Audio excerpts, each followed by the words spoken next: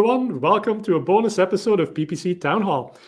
We just had Google Marketing Live 2023 with lots of new product announcements, and we figured it'd be great to hear from Kirk Williams, one of the leading experts on shopping ads, to hear what he thinks about all of these new things from Google. So, Kirk, welcome to the show, and you're a frequent guest. Good to have you again.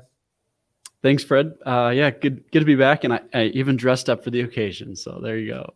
Oh, well, thank you so much. Now you're making me feel underdressed. No, I can't remember if I told you this, but I'm speaking at TEDx here in Billings in October. So they have like different events and stuff. So one of them's tonight. So I thought, I'll change, make sure I look kind of nice for that event tonight. So that's fantastic. Congratulations on getting to speak at a TEDx. Yeah. I'm curious now, what's your topic going to be? It's going to be in line with my book on Stop the Scale. So kind of reframing the concept of like personal and business growth as away from the mindset of like just pushing after revenue growth and employee headcount growth, and more into kind of reframing what do we call success. Health in our own personal lives, health in our clients, customers, employees, and like shifting. So we're pursuing more of that rather than strictly revenue growth and employee headcount. So nice. I like that. So a little bit counter to hustle culture. And counter to what's going on at Google, I guess, right? So Google, it's interesting because this GML, this was their 10th edition, but it was really the first time that they'd been seeing continuous decline in ad revenues. And there's two things driving that, I think. First of all, there's obviously the economy. It's the economy stupid, I guess. The other thing is they're seeing legitimate competition, and GPT and ChatGPT is changing everything, right? So a big theme for Google at the event was AI. And give us your take on sort of like broadly that whole AI angle that we heard about. Yeah, I think there's two things going on, and this is just kind of a gut thought from what we've seen over the last like 6 months or so, right? I think there's two things going on with Google AI right now. I think there is absolutely everything is changing. There's new stuff happening, especially with the concept of, the LLMs coming in, and trying to think through like, how is that going to change, especially conversational aspects of that? How is that going to change user behavior, marketing, all of that stuff, our campaign building? And then, so I think that's one aspect of that is like, it is actually changing things. And then I really do think there's a PR aspect as well, especially because, Microsoft came in strong, buying OpenAI and then releasing ChatGPT. And then that exploded. I have this theory that probably that surprised literally everyone, including Microsoft, ChatGPT. I mean, it just took off, right? It kind of went viral in this way that everyone's excited about it and trying to get access, and kind of a nice benefit for them. And some of that probably, I know Google has been working on that, forever as well. But I think that kind of release forced their hand in terms of needing to play catch up a little bit as well. And so I wouldn't be surprised if there's kind of two aspects of that going on here with the AI focus in GML. Yeah, no, you're absolutely right. And there's so much to unpack there, right? But Sundar Pichai, he got up on stage at Google I/O just before the pandemic, I think it was. And he basically said Google is an AI first company. Everything needs to have AI. And then Google started building, and Google Brain invented the transformer, which was the foundational piece that OpenAI then implemented and turned into ChatGPT. But yeah, it was amazing because then ChatGPT became one of the fastest products to get 1 million users in terms of adoption. It took less than 7 days. And that's like unheard of, right? It all died. And I know your whole book and the stance is like counter growth, but like if you can get that growth that quickly, like kudos to you, right? Like anyone would take it. And so this was very reactionary, this GML.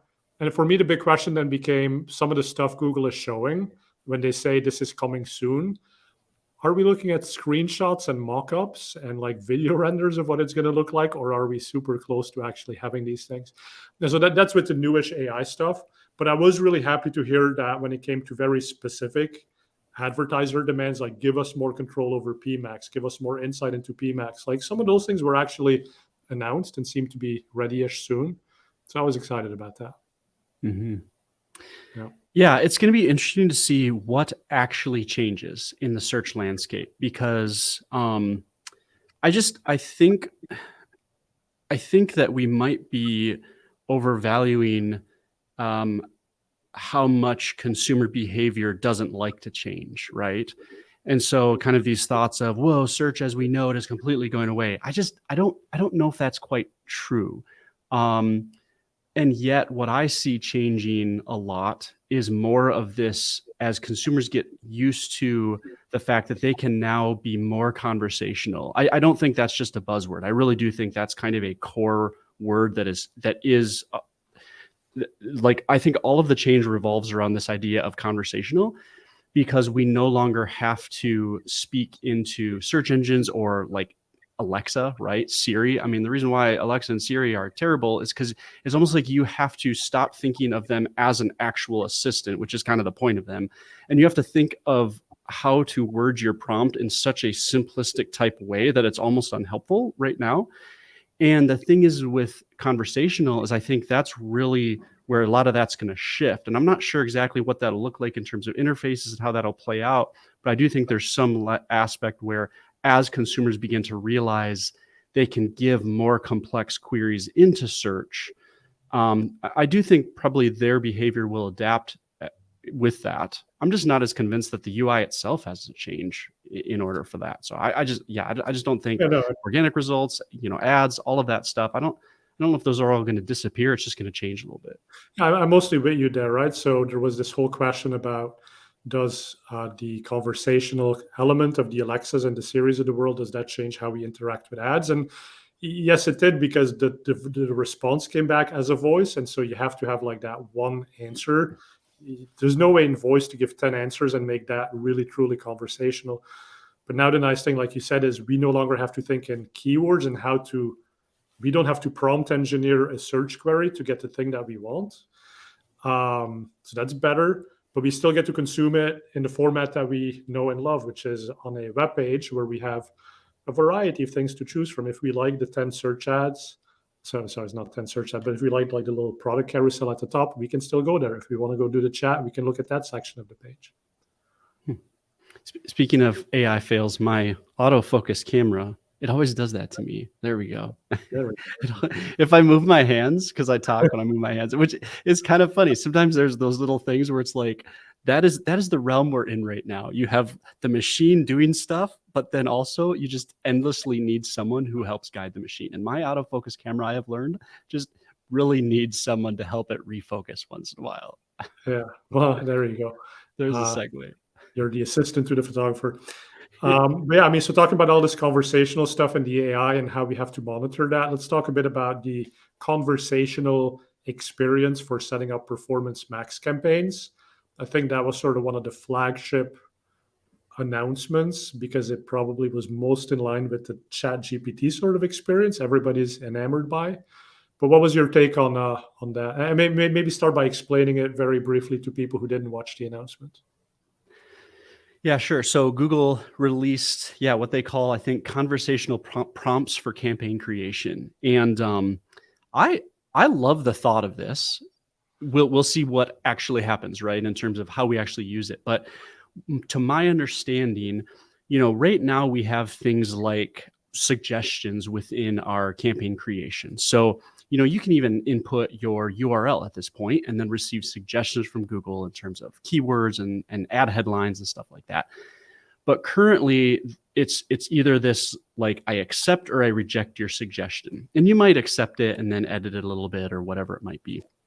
And with the conversational prompts, as far as I can tell, there's a little bit more of a back and forth where you can take their answers and then guide it a little more. So let's just say you put in your website and Google kicks out some keywords of what, maybe some pretty generic keywords that they pull off that website. What you could do next is say, okay, well, now find me keywords along these lines, but with this specific demographic. Let's say, parents, parents 40 to 50 years old with multiple teens in the house, something like that, right? And then you can begin to guide from what I understand, which is why I like the idea of it. You can kind of begin guiding the prompts a little bit so that your suggestions actually get refined. So the thought is, at least from what I saw, those keywords and then even those ad text and headlines could actually be reframed by you as you're kind of thinking through it with Google, if you will. I mean, you can add, we've tried some of this stuff with ChatGPT and, like, let's say product descriptions and feeds already. And it's pretty cool. I mean, you can basically send it like sometimes we have a URL we want to completely change the product description on. And so we just ask ChatGPT, like, hey, write a description about this. Here's the target audience. Include a couple benefits, and then even include like just an anecdotal story. So we'll say all of that, and it kicks out, in the next 45 seconds, it kicks out a fully made product description, including all that stuff. And I think as we start to have that access within ads for campaign building, that could really help guide our actual ad text, headlines, descriptions, as well as keywords as well. But it's guided by us. So I think that's where initially when I hear it, I think it's a really cool idea if that's how it actually ends up working. Yeah, that's sort of exactly what they showed, right? So it does seem like that's going to be it. They also said this is going to help with keywords and ad text. So the two things that you alluded to. Eventually, it might also start helping with other things, but let's start with the keywords and the headlines. The other component of generative AI that was shown at the event was Product Studio, is what they call it. And this was sort of that same notion, but now applying it to images. And images are obviously very important in shopping. I think they had some stat, I can't remember exactly what it was, but if you have multiple images in your feed, it had some dramatic impact on the performance of those products, those items that you sell. So Product Studio and being able to remove the background, remove text from an image, and then putting that same product against a different background, but just through having a conversation. What's your take on that? You like it? You think you might use it? I think that it's going to be one of those things where for more advanced advertisers, especially if they have a little bit of cash and team behind them, they're probably not going to find as much value with that. There are already tools. I think you had even mentioned before, in Adobe ML, and that sort of thing, that where there's access to that for sure. Sorry, I was speaking over you, but what was the one you mentioned?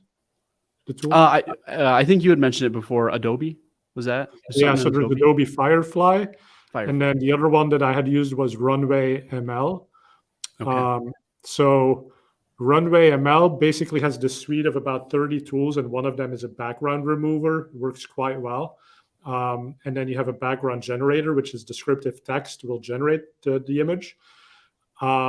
But then yesterday we talked on another PPC Town Hall, and it was more like, hey, wouldn't it be cool? We removed the background, and then we put a stock image as the background, because a stock image tends to be a little bit nicer sometimes than what generative can create. Generative sometimes is really out there. Sometimes things don't make total sense.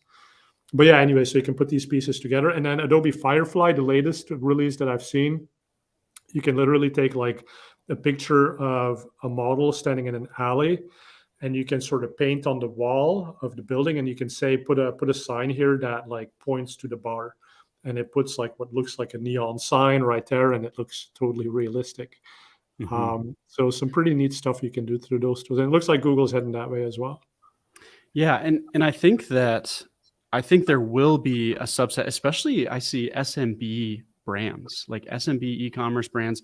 There are a lot of small businesses out there, brands just getting going, I think, that are really going to benefit from this, because when you're first doing a startup and it's just like you building, I think of our friend Susan Winograd, she's like making candles right now in her kitchen. I mean, that's awesome, right?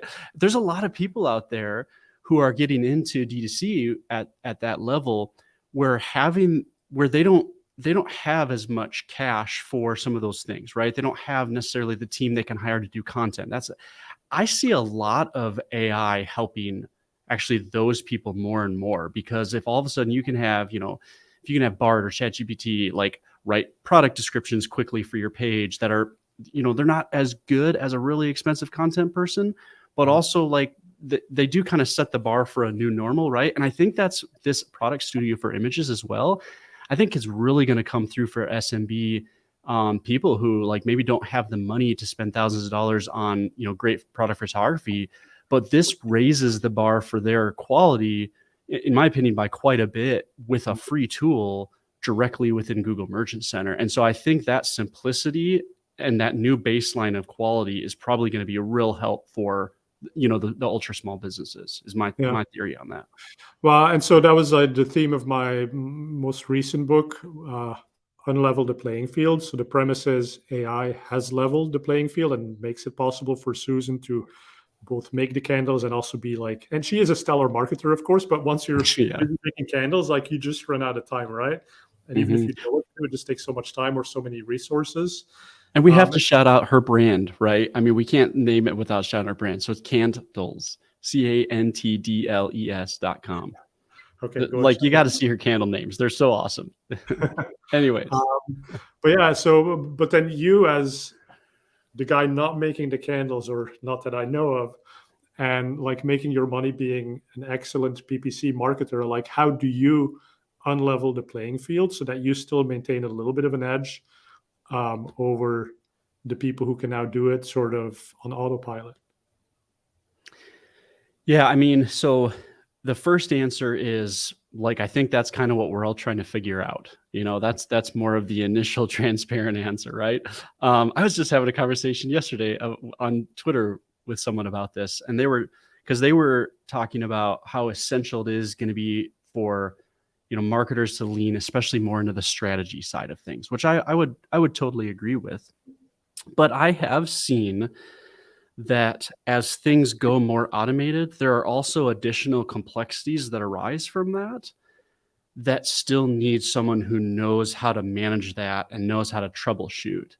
And so I think some of it is simply just evolving to understand, okay, if we have PMAX instead of search, that means we're building it differently. But now, like, how do we kind of figure out you setting up and targeting the right audiences and even finding those right audiences? And how do we, conversion tracking has always been important. It's like absolutely crucial in terms of PMAX. And then like, now let's start layering on more complicated aspects of that, like maybe starting to think through profit tracking instead, and maybe different values for different micro conversions as well, and like how should you layer that in. And so I think there's a lot of stuff that goes into automation that is actually just as crucial and still requires technical knowledge. It's just changed a little bit. And in some ways, the technical knowledge side of stuff, I think, is actually more important for automation, because it's like you actually might not realize that something is wrong because automation makes it seem like it's not wrong until you're like a lot further down the path and you've blown a ton of money. It's kind of like, I don't know, like someone might say, hey, a train this is a totally like made up on the spot analogy, so it might not make sense. But let's say like back in the old days, you had like your horse and buggy, like the Wells Fargo wagon, and that could like go anywhere, right? And the train, that's limited to the tracks. But man, the train is fully automated. It can go so fast. It can haul more.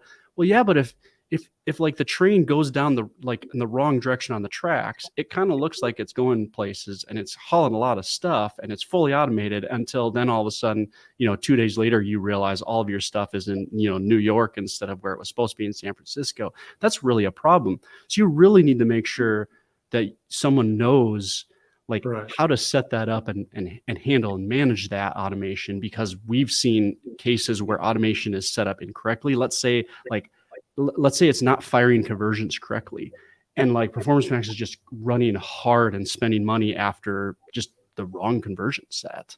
And so you're actually starting to dump lots of your audience in there that you're training the algorithm like, this is who we care about. It's actually not who you care about. Now you've wasted a lot of money doing that.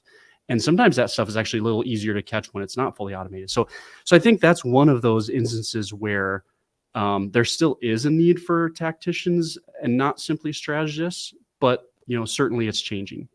Yeah, that makes sense. And I think all the things you're alluding to are kind of the same things we've been thinking about for the past couple of years, and it's just more of these same things.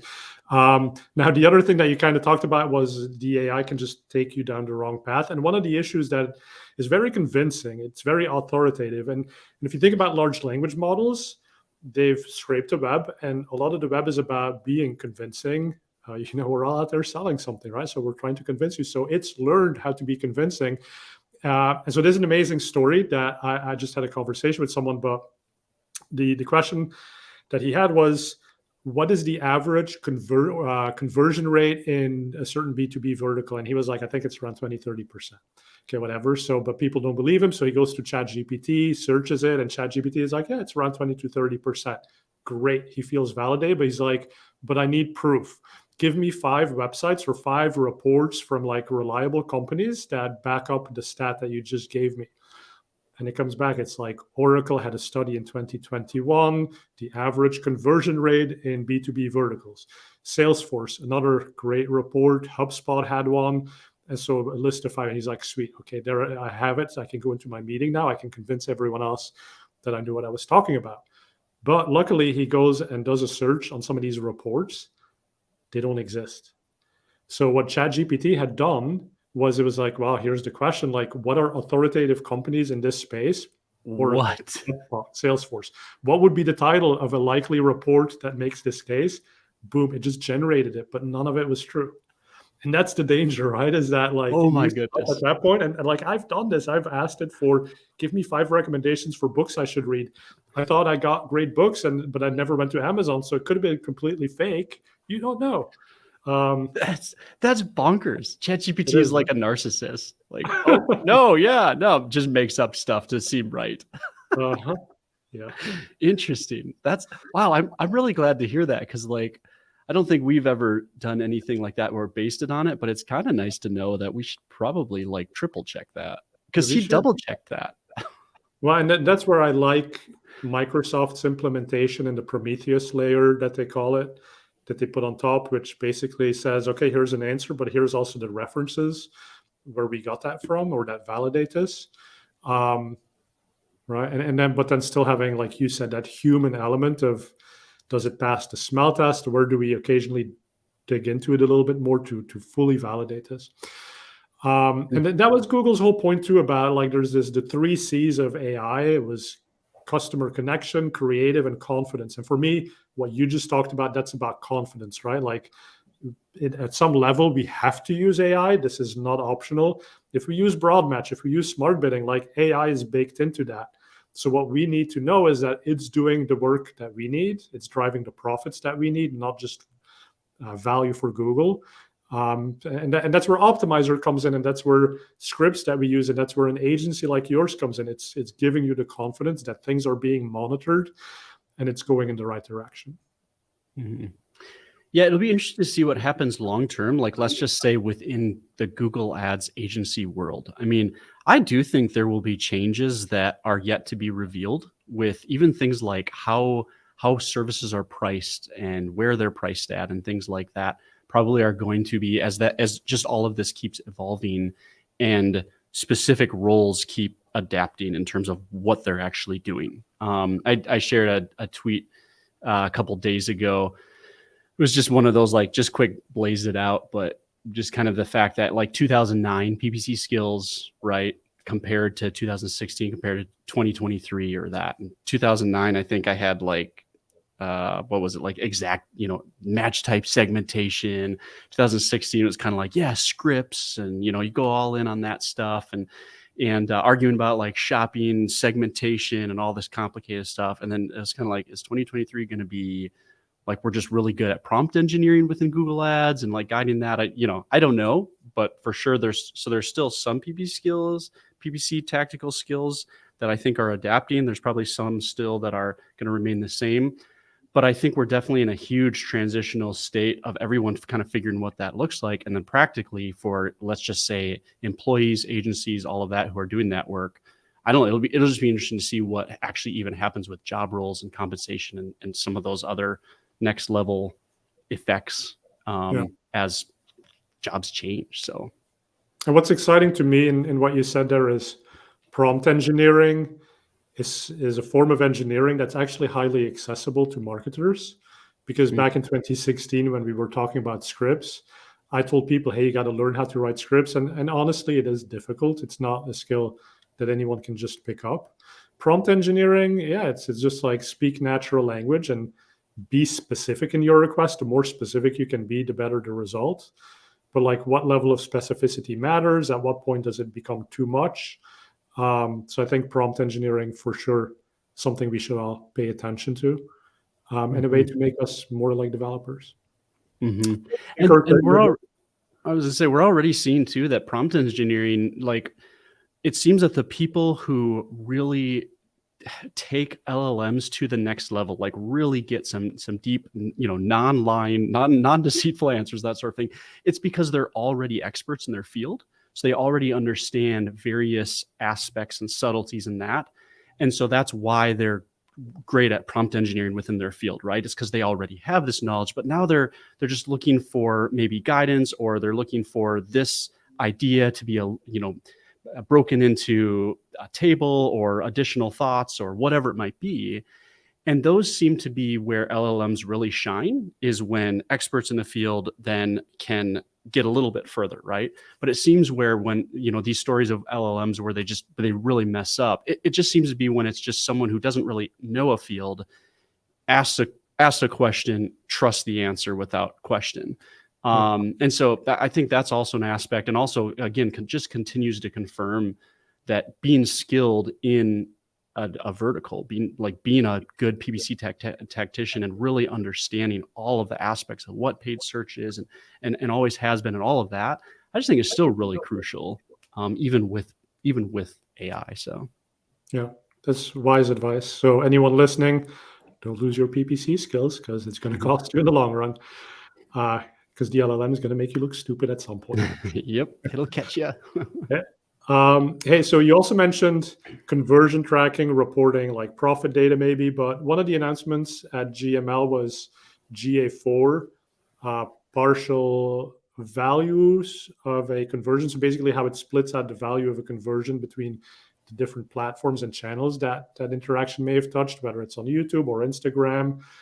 But then also the fact that you can import all of this back into Google. So what did you make of this? Are you going to start using GA4 more for reporting conversion data and values back into AdWords? Yeah, I mean, so, full transparency, I'm still thinking through the details of what exactly this is and does. And I've even been asking that, more broadly to my network, just to make sure that I'm not misunderstanding something. How I currently understand it is that GA4 has the potential for having more accurate attributable values pushed back into Google for those Google Ads clicks, because now it is going to be incorporating the entire customer journey on that.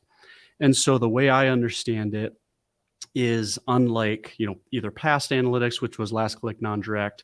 So then it had to be if that last click wasn't an ad, then it wasn't passing those values to Google Ads. So that's one of the reasons why importing universal analytics conversion data wasn't great, because you were kind of leaving out all of this data for Google Ads, models to make smart bidding decisions by just not even letting them see when ads were being included on that customer journey. And so sometimes we'd have people who would say, well, you just want to use Google Ads because it gives you, it makes you look like you have more conversion data, like you're taking more of the credit. And it's kind of look, you can use whatever source of truth you want to as kind of your main way to determine, but we actually want to give as much information, of the correct information, to Google Ads as possible, because now that we're utilizing more and more of that smart bidding, it's just going to do better with more information, right? But now, from what I understand with GA4, what that's doing with attribution is now it's actually even being more accurate, because rather than just saying, hey, so in this customer journey of 10 clicks, where 3 of them, let's say, were ads. And so what we'll do in Google Ads is we'll then take that transaction value and split that up between those 3 ads.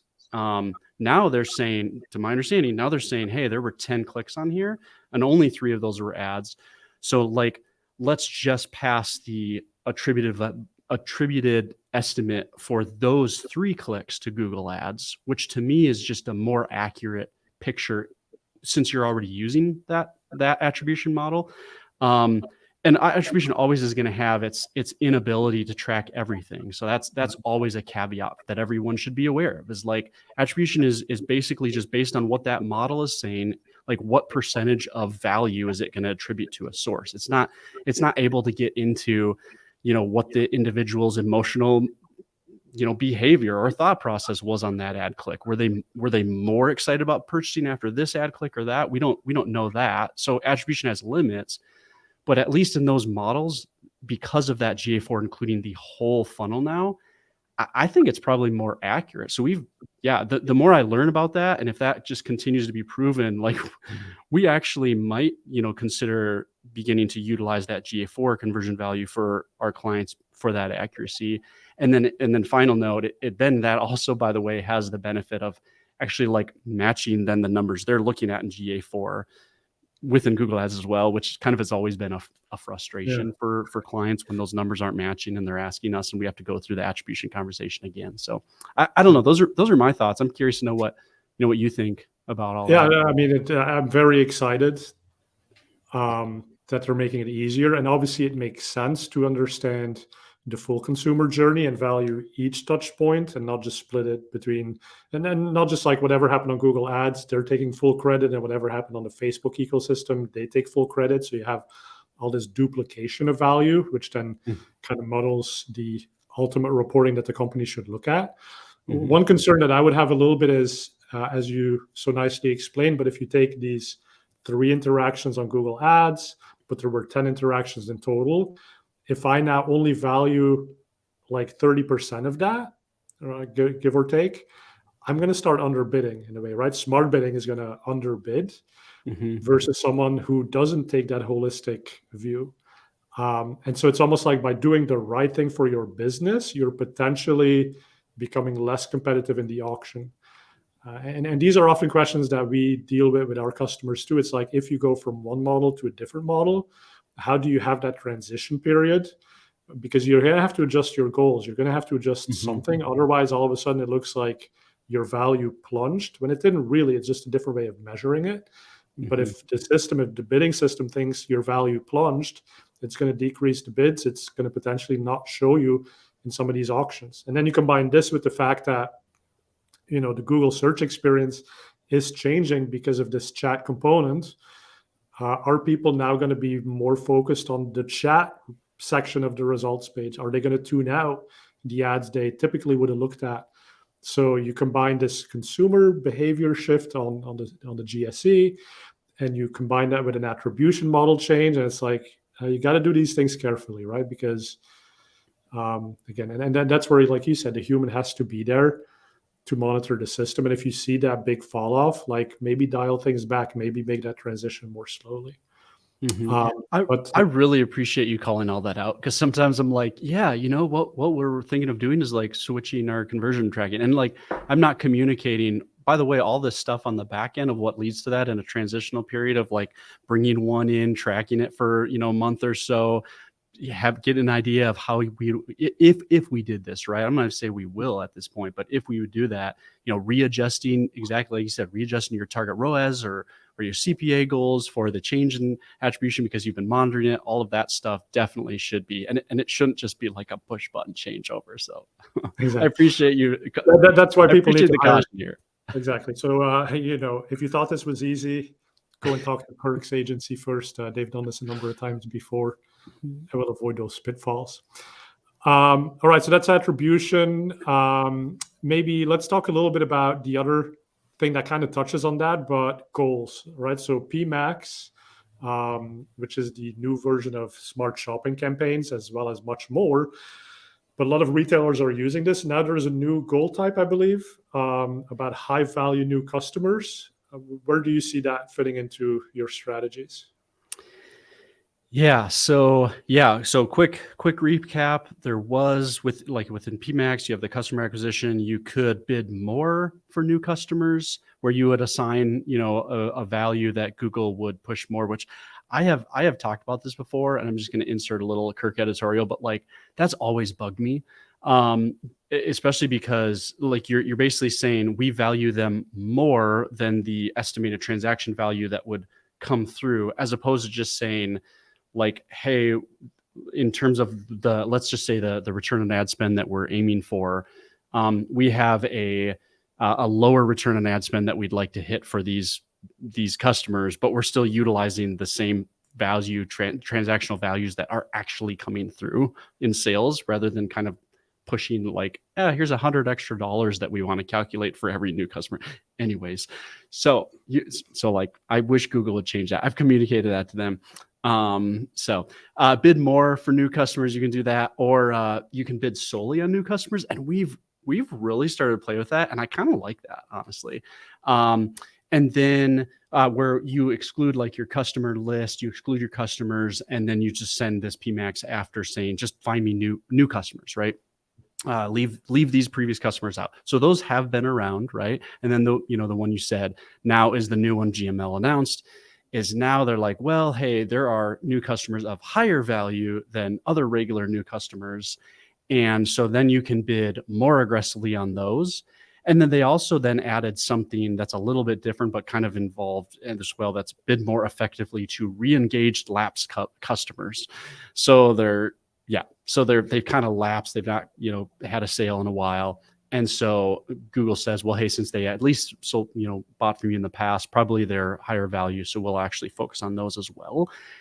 And I don't know, I feel like I'm still trying to dig into the specifics of each of these to learn like how Google is going about all of that, how Google is going about identifying that, I would assume because of the transactional value that you're entering into the system, they can tell who would be higher value customers.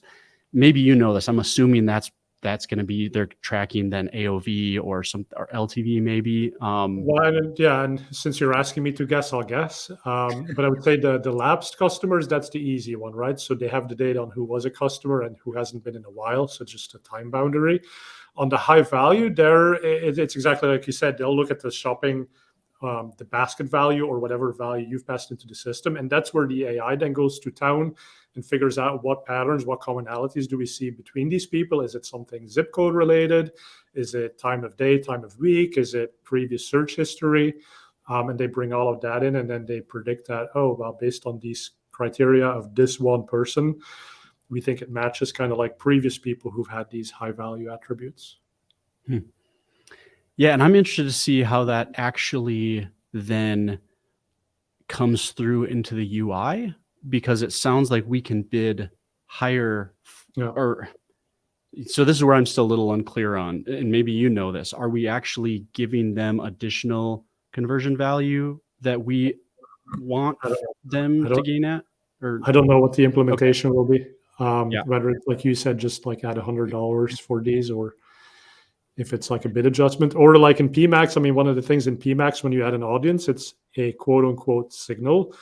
It's like, what does that mean, right? It's not an exclusive targeting. It's not a bid adjustment that we're setting. It's kind of like, hey, Google, here's a thing that we kind of care about. Go and do with it as you please. It could be one of those. We don't know. Because that's, to be honest, like this is one of those things where I scratch my head a little bit, because I'm like, okay, I guess I would have assumed that your all-knowing supernatural bidding system is already doing something like that on the back end, right?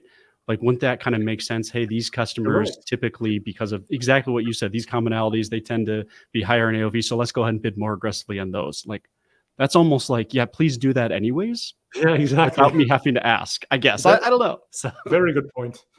No, and that's kind of the interesting too. And I've talked about this, and I think I may even talk to you about it.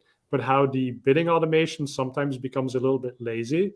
And so if you give it a goal, it'll seem to fairly quickly converge towards that goal. But what it hides is that there's pockets of inefficiency, which are being made up for by pockets of really high efficiency. But the system is happy to stay there. And I wonder if you say, well, hey, we need high value new customers. Is that now just a signal that says, like, listen, we told you the ROAS we're happy with, but really it needs to, we'd be happier if it was better. But then, like you said, I mean, wouldn't that always be the case? Like, why do I need to tell you that? So it's a bit of a mystery. Let's ask Adsley as well what she thinks. That's a good idea. Okay. We'll keep you posted. So that, and then Merchant Center next. They showed a couple of things on that. That's probably super relevant to your business. So let's wrap up with that one. Yeah, I am trying more and more to be positive about Google stuff when I think that warrants positivity, and like Product Studio, that sort of thing, and then like negative when I think it warrants negativity. So Google Merchant Center Next is one where I am just not happy about this. I'll be honest. So we'll see what happens when we get there. To me, it's one of those things where, from what I can tell, it is a more, and they even say this, it is a more simplified interface. It sounds like the goal is to remove features more than offer them, Level right? the playing field again, right? Level the playing if you field. don't have a feed, you can now have a merchant center with all your products in it. If you don't know what a GTIN is, you can still play. Yeah, and here's the thing, and this is something that like sometimes I feel like Google doesn't understand. This is it's like they're constantly trying to simplify something, and then when advertisers say, "Oh, cool, you promised XYZ, I'm going to give it a try," and when that doesn't work because it's actually not that simple, that can be a negative branding experience for Google, right? That's happened with like AdWords Express. To me is like that classic thing of that. And to me, that's a little bit of Google Merchant Center. Like Google Merchant Center is, in my opinion, already as really, I think, as simple as it can be for what it's trying to do. And I think that's where I have concerns about whether features are moving. So for instance, and again, they will say this, and that's totally fair, that this is a work in progress. So it'll be interesting to see when it actually, I think they said 2024, that where it actually is going to totally replace Google Merchant Center. But as far as I know, it still does not have, like, let's say something like feed rules. Feed rules to me are not something everyone needs to use, but when you need to use them, it's important. Feed rules, supplemental feeds, things like that. So so some of this is conjecture because we don't know what it's going to look like, but I'm just kind of heading off some potential issues I see at pass, right? Because part of what they announced with Google Merchant Center Next is the idea of feedless connections, like feedless product feeds, if you will, where they're, grabbing stuff off of your website, assuming like structured, markup is probably a big part of that and all that. And the problem with that is that stuff breaks all of the flipping time. All right. We are constantly editing stuff for clients, and that's with all of the ways we have to get in there quickly and like, oh, hey, Google's robot kind of screwed this pricing thing up. Cool. Let's hop in there really quickly, throw some, correct prices in there with supplemental feeds or feed rules or whatever it might be, fix this while we're like figuring the big thing out with Google so we don't have a total drop. It sounds like those sort of options are no longer going to exist. So, unfortunately, I think it's one of those things where on one hand, the UI itself might be simple, but we might be seeing a heck of a lot more like product disapprovals in that day. So I think that's a little bit where I'm like, this might be a problem. If that happens, then a lot of people will have to sign up for Optmyzr, so I'm kind of cool with that. It sounds like you and I have a safe job with Google Merchant Center Next is what I'm trying to say. There you go. So I should be thanking you. Conjecture, the way that I've sort of heard it is that they say, listen, there's a lot of advanced features, and those advanced features will stick around, but it is going to be easier for someone who doesn't have these capabilities to still get a feed, get to run shopping ads. And I suppose the best advice that either of us could give is, as soon as it's available, try it out and give your feedback, right? So if that really important feature is missing and it would really piss you off and you don't want to pay Optmyzr to do it for you, tell Google. And that was one of the things. Again, I do think they did listen. They showed us some new things at GML that we've been asking for a long time, like better insights in PMAX about search terms and asset performance. Brand restrictions and broad match keywords, that's a good thing overall. Yep. Exactly. Hey, well, exciting times with all this new AI and all of these changes in Google Ads. And Kirk, always happy to get your thoughts, and thank you for sharing them. If people want to read your book, do your podcast, tell us where they can find you and where they can buy the books. Sure. Yeah. I'm PPC Kirk pretty much everywhere online. So if you type that in anywhere, you'll probably find me. And then ZATOmarketing.com is our website. So. Okay. And what's your book called? So I have a couple PPC. So I can never Ponderings of a remember the official. PPC. Yeah, Ponderings of PPC Professional. I never remember the subtitle. It's really long. And it's funny because there are aspects in that are, getting old. And then there are some like evergreen type stuff where I'm pretty proud of some of the attribution stuff I wrote, a few years back that like I've seen people kind of, especially D2C, kind of processing some of that out. And I'm like, you should probably buy that book, Nice. And then Stop the Scale is the other, it's just a little book, building a digital agency you actually like. Is the Okay, and that's the newer one, right? Mm-hmm. So check that one out. And then the podcast is also Ponderings of a PPC Professional. Find it on Spotify, Apple, everywhere. Great. Hey, well, thanks everyone for watching. Subscribe on our channel if you want to see more PPC Town Hall episodes. We are also available as an audio-only podcast, so you can subscribe there as well. And if you need some tools to help you be more efficient, Optmyzr.com. We have 2-week free trial. Lots of people use us and they become more efficient and save a lot of time. So thanks for watching.